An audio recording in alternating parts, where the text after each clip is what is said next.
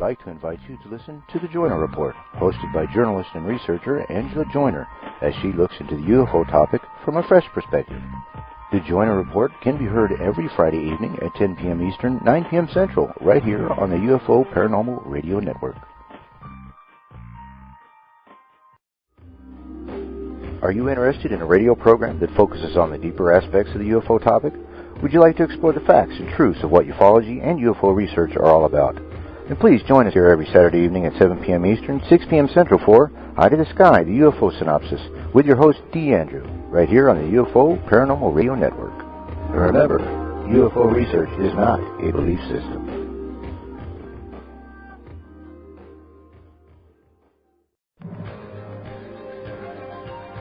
Good evening and welcome to this week's worldwide broadcast of The Joyner Report. Now here's your host, Angela Joyner.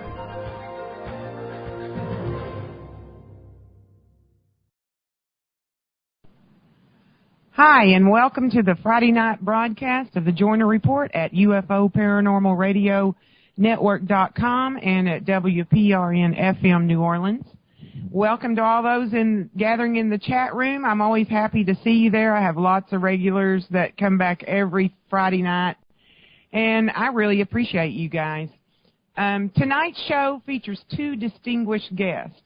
First, Captain Robert Salas, and he goes by Bob, I believe. He graduated from the Air Force Academy and spent 7 years in active duty from 1964 to 1971. He also held positions at Martin Marietta and Rockwell and spent 21 years at the FAA. In the Air Force, he was an air traffic controller and a missile launch officer, as well as an engineer on the Titan III missiles. He's testified about a UFO incident on the morning of March 16, 1967, where nuclear missiles simultaneously became non-operational, or what's called a no-go, at two different launch facilities immediately after guards saw UFOs hovering above. It's quite an intriguing story. Welcome to the Joyner Report, Bob. Great to be with you, Angela. Thanks for inviting me. Sure. And my second guest is Robert Hastings, who ventured into the lecture circuit after interviewing more than 100 former and retired U.S. Air Force personnel with firsthand experience about UFOs. He has spoken at more than 500 universities and colleges, and I'm sorry to say that he was at Tarleton State University in Stephenville, and I missed it. His first degree is from Ohio University in photography, but in the mid-1980s he retrained in electron microscopy and also received a certificate in material science applications. He was employed by Philips Semiconductors as a laboratory analyst while continuing to educate others about UFOs in his spare time. His book, UFOs and Nukes, can be found at ufohastings.com. And it's an incredible book. I haven't read all of it. I have read parts of it that answers a lot of questions. Robert, welcome to the show. Thank you. Appreciate your having me back on. Sure. It's great to have you both here.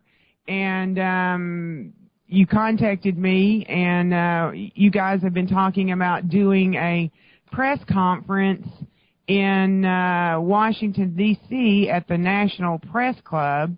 I think it's scheduled to be September the 27th. And, Robert, can you tell us why you guys want to do this? Bob and I believe that the American people and people everywhere deserve the facts regarding UFO incursions at nuclear weapons sites, declassified government documents, and the testimony of over 120 people that I've interviewed, not to mention ex-military people that other researchers have interviewed, clearly confirm the existence of ongoing UFO activity at nuclear missile sites, nuclear weapons storage areas, nuclear test sites, and so forth. And it's quite clear to us, to Bob and myself, that this is a tremendously important subject. We have gathered together at this point about 7 other individuals, former and retired military personnel who were involved in incidents involving UFOs and nuclear weapons. And the purpose of the press conference is to present our case. These highly vetted, quite credible people are going to tell their stories for the assembled media, and we're hoping to get as wide as possible exposure for the reality of all of this as possible. Bob, can you tell us the witnesses you have in mind to appear there? Well, we don't want to release those names just yet. I think we can release a couple if it's all right with Robert. Colonel Charles Holt would be one of them. He's agreed to do it. We're collecting affidavits right now, and once we've got those affidavits in hand, and these are signed by the witnesses telling their stories, then I think we'll start publicizing who these witnesses are and tell a little bit more about it so we can get the media involved. Right. And so you are collecting affidavits at this time, and until you get those, you don't want to release the names? That's right. Okay. And I know that something like this takes quite a bit of dough to get everybody there and cover expenses and all that. How much have you raised so far? That's right. We're I don't know, we've raised about $2,000, but it looks like we're going to need closer to $10,000 or $15,000 to really do a decent job make this happen. That's why we're still asking for donations. You can go to Robert Hastings' website, ufohastings.com, and it'll instruct you how to donate there. We'll accept anything. Dollars, bills, anything, bottle caps. We still need to follow through and get more donations to make this happen. So if any of your listeners can contribute, we'd be grateful. And any excess money that we collect will be donated to charity. That's nice. Well, Leslie Kean and James Fox did something similar at the National Press Club. Do you think that having these guys on will make a difference, Robert? Do you think that it's going that's going to be what it will take for disclosure, or what? My effort goes back to 1981. I've been speaking about this publicly at colleges and universities since 1981. These things take time. There is a resistance, obviously, on the part of the government in being honest with the American people. There's also a resistance in public opinion and perception about UFOs that has to be slowly altered, and people need to be enlightened about the reality and the importance of all. So I know it's a long haul, and I view it as a situation where if water drips on stone long enough, stone will wear away. And the people who are going to be at the press club, are getting on in years, as we all are, and these people's voices need to be heard. This is something that we need to do without any further delay. We have to rely on the sensibilities and the, perceptions of the media to realize and accept the importance of this. These sources, these people, including Bob Salas, were vetted by the U.S. government. They were entrusted with weapons of mass destruction. If we had gone to war with the Soviets, these gentlemen would have launched weapons, and that would have altered the history of the human race. So these are very credible people. They were entrusted in these very responsible positions. And over 120 of them that I've interviewed, let alone other researchers, have now come forward and said that UFOs have monitored nuclear weapons, including missile sites, for decades. And on occasion, and Bob can discuss his case in detail, and there are many others, but on occasion, when these saucer-shaped objects were above the missiles malfunctioned. In one case, they even activated. And, we can get into some of those cases at length. And this has gone on not only in the U.S., but in the former Soviet Union. And we can discuss that. So this is tremendously important. I have had thousands and thousands of emails from people over the years especially after Bob and my appearance on Larry King, people expressing support for what we're doing and, urging us to continue our work.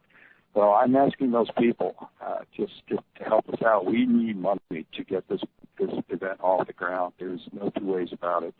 And, I appreciate everyone's support, but we're in a position where we need financial support to fly people to Washington, to put them up, to allow this event to go forward. Yeah, it's kind of hard to do in this economy, I know.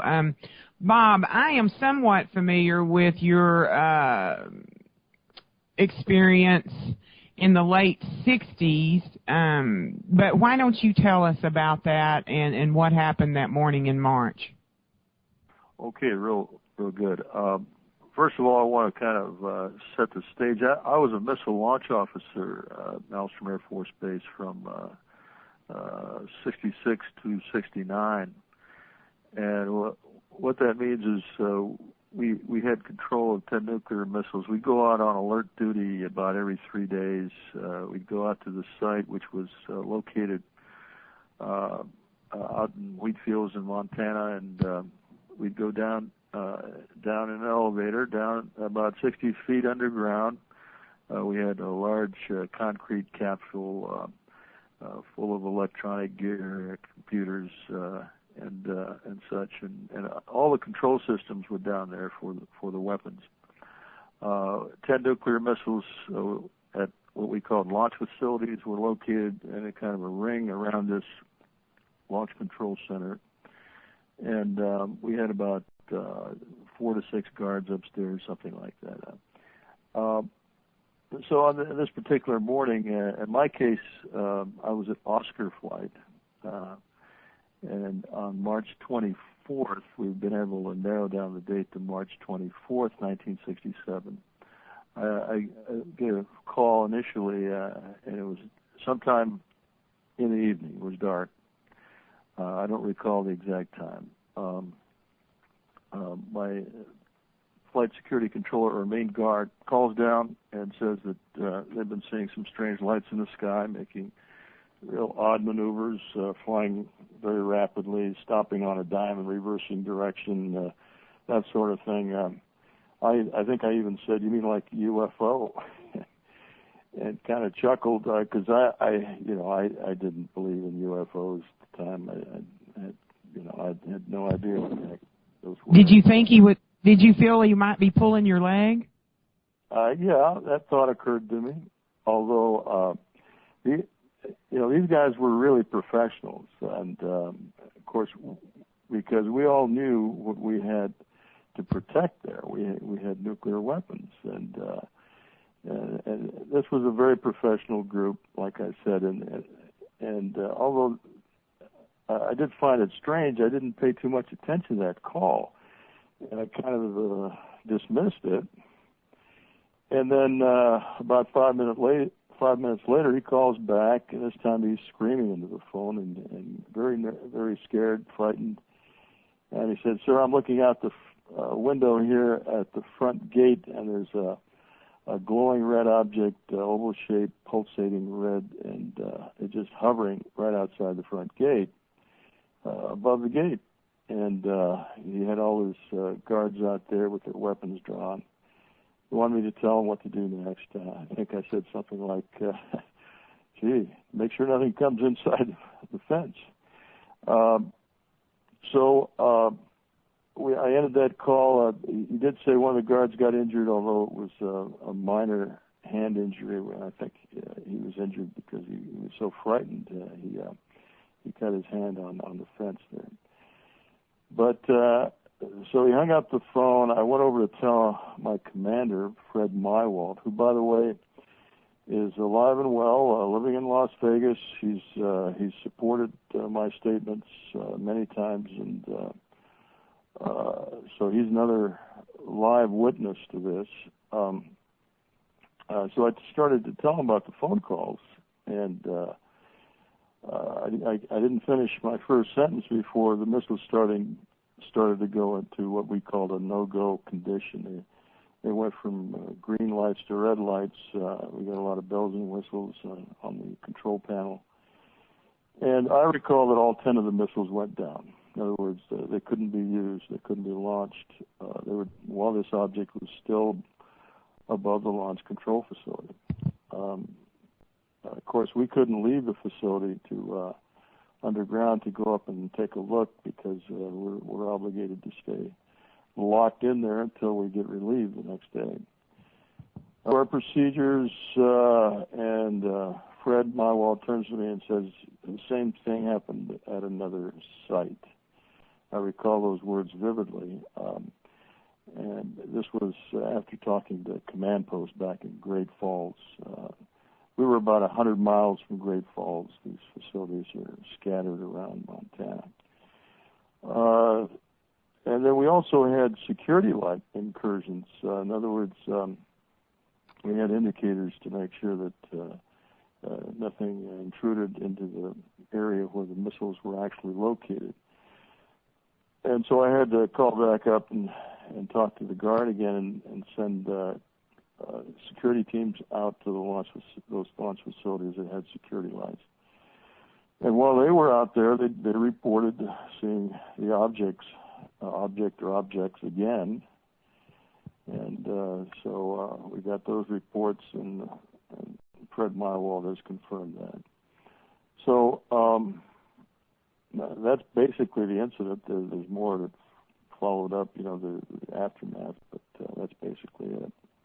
Well, what were emotions like? I mean, was it everybody like in a panic trying to figure out what was going on? I mean, you're seeing these missiles went down one at a time, right? And you're seeing that happen, and it's your job not to let that happen. What was he doing? What was the atmosphere like?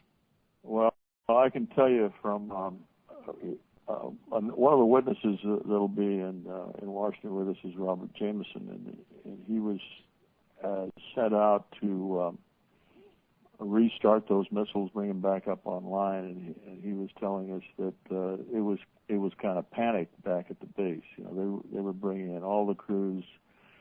Everybody was standing by. They were getting briefed on UFOs in the vicinity, and so it was kind of a crisis situation after. And one of the messages we got from after we did a Freedom of Information Act, I got documents on this. Strategic Air Command message said it was of grave concern. They used these words: grave concern that we didn't know. They didn't know what caused the shutdowns. So absolutely, there was a lot of stress around this. And was there any possibility that it was just some sort of malfunction? I mean, what is the likelihood of, 10 missiles, whatever the number, would all go off at the same time? Well, let me just correct you on that. At first, I thought that the other site, which we call Echo Flight, went down the same day. Because I remember the comment from Fred Mywald. He turned to me and said the same thing happened at another site. But what I guess he should have said was the same. Command post told him the same thing happened a week earlier at another site, and that's what we finally discovered, that a week earlier Echo Flight went down under similar circumstances. Had UFOs hovering over the launch facilities themselves. And they lost all 10 of their missiles. And so, yeah, I'd say we lost all 20 of those missiles within a period of a week, and all due to UFO activity. Well, what would be the likelihood of there just being some sort of malfunction that caused them to go down? I mean, how do you know for sure it was the UFO? Well, this is very unlikely. It was rare. I was there for 3 years on alert status, or alert duty, and it was very rare for any of the missiles to go down for any reason. For example, a misconception people have talked about is that, well, you lost power, but we didn't lose power. In my incident, or the Echo incident, there was no power loss per se.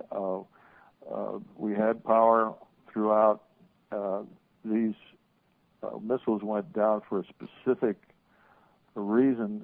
We got guidance and control system failure on the Aquarius system that we had, and so did the Echo flight. The same kind of failure. They somehow disrupted the either guidance system or the targeting system for the missiles. What are the chances? These missiles are independent. They had independent lines going to each of them. The lines were buried 60 feet underground. They were triple protected, shielded cables. So this was a phenomenal thing. Nothing like that ever happened in my 3 years while I was there, not even close. Well, it is my understanding they weren't down for just a few minutes. They were down for several hours and were down when you went off duty that way. Is that correct? That's right. I think they were down for an entire day, just about. Yeah, we had to send crews out there to each site, each missile, and realign and retarget each missile. So that took time. Okay, so Angela, if I can interject, I think it's important to elaborate on. Bob brought up Robert Jameson, who was a targeting officer, not a launch officer like Bob. But I interviewed Bob Jameson even before Bob Salas went public, and Jameson was telling me about responding to a full flight shutdown of 10 missiles going offline, and said that when he arrived at the missile maintenance hangar, the place was just in an uproar. As soon as he walked in the door, he heard from people, other targeting team members, that there was a UFO involvement in the shutdowns. He didn't quite understand what that was all about, but the rumors were that unidentified flying objects were sighted at the missiles' positions just before the failures.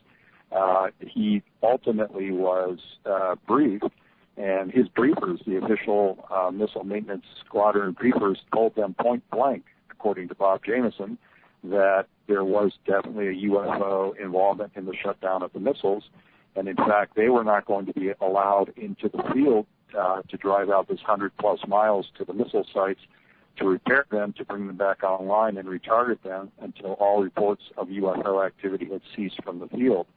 Further, they were given instructions that if they saw a UFO on the way to the missiles, they were instructed to immediately call the base command post and report it. If they were already working on the missiles at the sites, trying to bring them back online, and saw a UFO, Jameson said that his targeting team and all the other assembled targeting teams were told point blank that they were to immediately get into what's called the personnel access hatch, go underground if a UFO approached the missile site, leaving only the guard, the security guard that accompanied each team, out to the site above ground with a radio so we could report back to the base what the UFO was doing. So there was no question whatsoever that there was not any normal or routine type of malfunction involved. The people who were charged with bringing the missiles back up were told point blank that the UFOs had shut them down. The way Jameson put it, I tape all my interviews, and the way he put it was, they told us that UFOs were messing things up, and then he elaborated on all the other things that I just mentioned.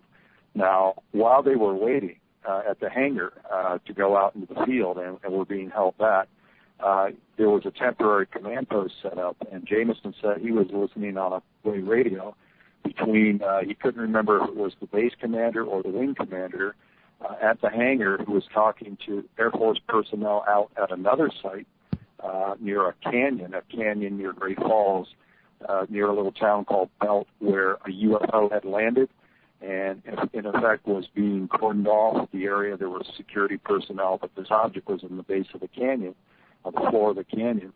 And what he was hearing over this two-way radio while he was waiting to go into the field was that when daylight came, they were going to send helicopters down to try to locate it. Now, that is known as the Belt Canyon UFO incident. And because there have been some civilian witnesses to this event, and even a state trooper, a state policeman was aware of this going on, all of this hit the papers and was in the Great Falls newspapers the next day. So we know that it was March 24th, which was one of the indicators that we can pinpoint this evening event that we think Bob Salas was involved in at Oscar flight. Everything that Jamison says, the timing of day, the other events points to this being the same incident that Bob was involved in. All right. Well, how long was the UFO there? I mean, how long did the guys observe the UFO that glowed a red color above the gate? I'd say not very long. We, like I said, the guard called down, he told us about the UFO, hung up. I went over to talk to my commander. The missiles went down. This was within minutes of that last call, and the missiles went down quickly, one right after the other, within seconds of each other. And then, of course, since I had the security violations at the launch facilities, I had to call back up. And by the time I called back up, the UFO had gone. But the UFO was up there during this time period when the missiles went down. Now, I want to emphasize that the upstairs people had no control in any way over the missiles. They didn't have any controls up there, so they couldn't have instituted some kind of a hoax, just as a joke. This was not a joke. Well, and did they describe the manner in which the UFO left? Did it just disappear? Did it take off at lightning speed, or do you know? Yeah, the latter. As I recall, the guard said it just took off, but it just instantly took off. So it was there only a few minutes and managed to knock out these missiles, but really really quickly. Exactly. Yes. And as you look back, Bob, and you think about that, do you dream about it at night? Does it bother you, or is it just something that happened? How do you feel about it? Yeah, I can tell you that for a long time, this is after I went public. That's another story. But for a long time, I thought about this, and it was more mechanical, thinking of the facts, etc. I didn't have any nightmares over it, but it's been only within the last few years that this has really hit home, that this was really something phenomenal that struck a very deep chord, and I've been kind of obsessed with this whole thing, with telling this story and getting and informing the public. So it's kind of an obsession with me now. I've tried to get away from this many times. It's been 15 years since I've gone public, and I keep getting drawn back in, and people wanting to hear this story. Well, I've only been in this field for a couple of years, and already in the last couple of months especially, I've thought, why am I doing this? I don't know if, it's ever going to accomplish any purpose or anything. And I thought, well, could I leave it if I wanted to, if I decide that I want to get out of this?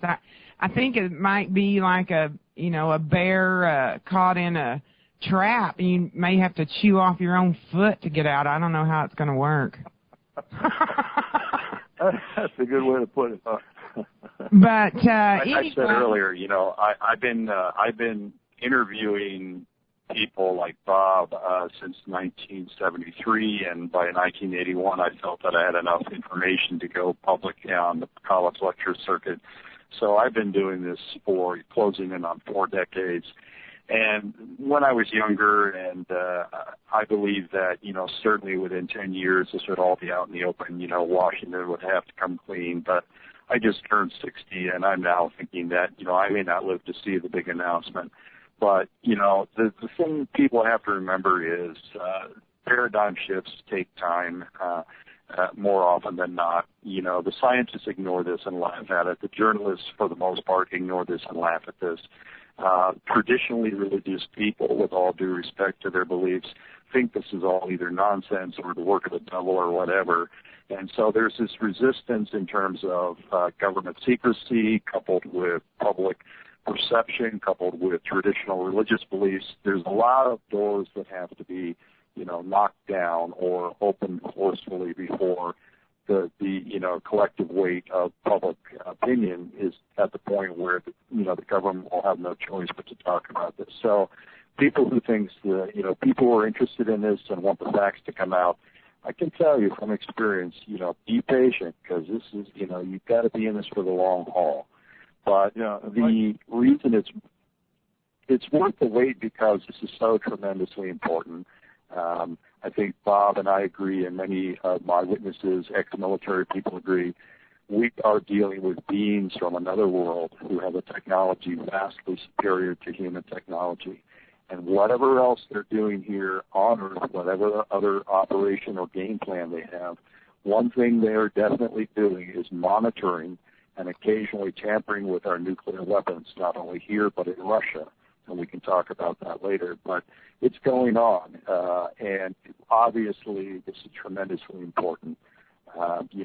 This planet almost went to nuclear Armageddon more than once in the last 40 years, and it appears that outside observers have been taking this all in and been closely monitoring the situation.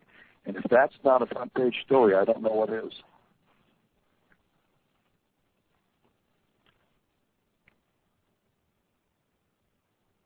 Hello.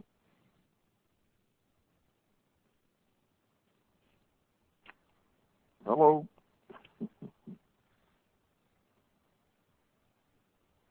I think we got cut off.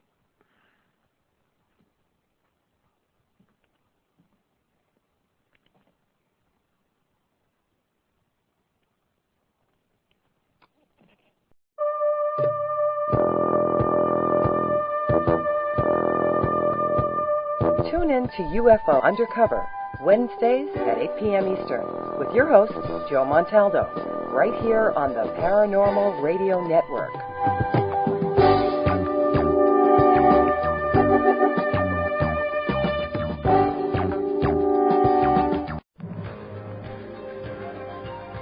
Good evening and welcome to this week's worldwide broadcast of The Joyner Report.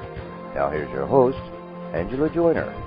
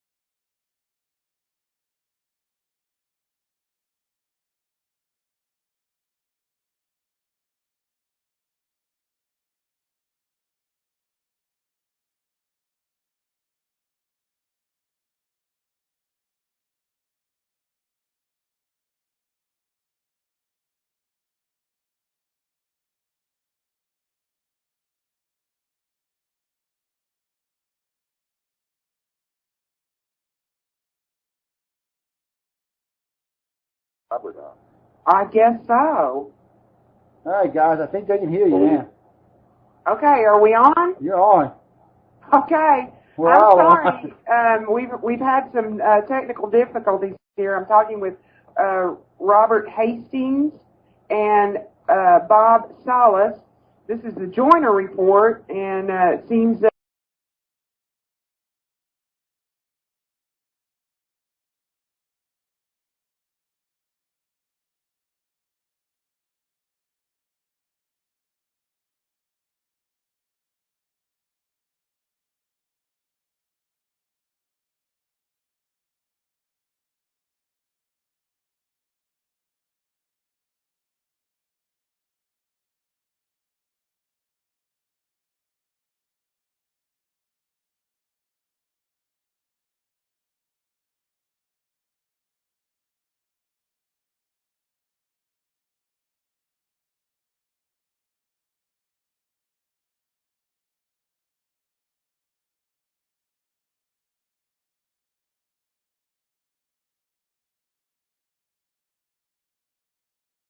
have a premiere showing of a new UFO documentary. It's called UFO: The Greatest Story Ever Denied, and it's going to be shown tomorrow here in Ojai. I'm in Ojai, California, at the local theater at 4:30 p.m. If anybody is close by and wants to come and see it, it's an excellent documentary, and the producer Jose Escamilla will be there. I just want to announce that.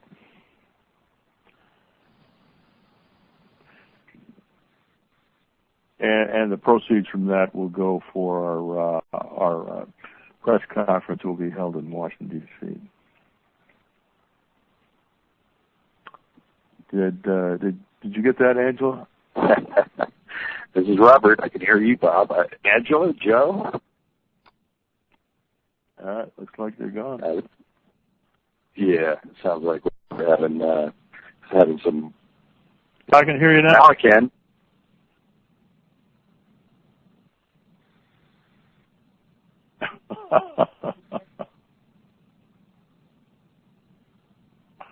Why don't we just plan on rescheduling like she suggested, and you guys need to talk this up and get some buzz going. There have been legitimate telephone problems that I've had over the years, and so we can talk about that on the next show.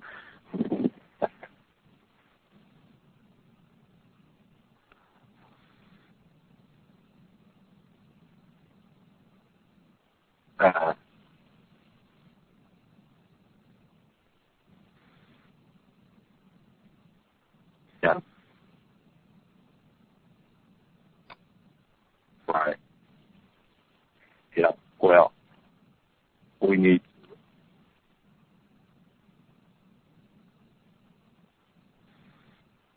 Okay, I'll still be here all night if she wants to call us back.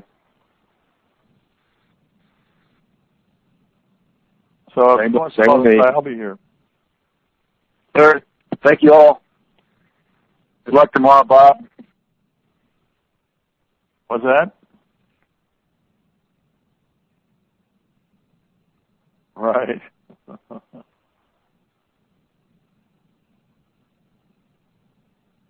Okay. I'm signing off.